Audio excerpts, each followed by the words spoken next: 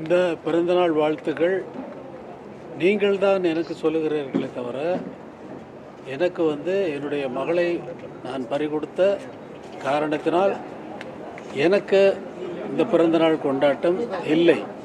உங்களுக்காகத்தான் இந்த கொண்டாட்டம் எல்லாம். நன்றி, வணக்கம்.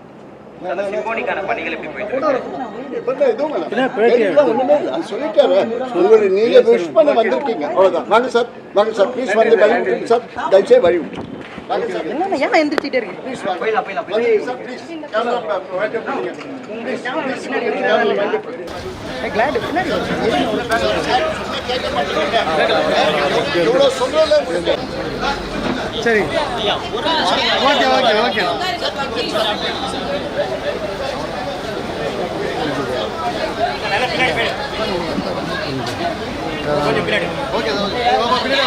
பின்னாடி வா, பின்னாடி வா.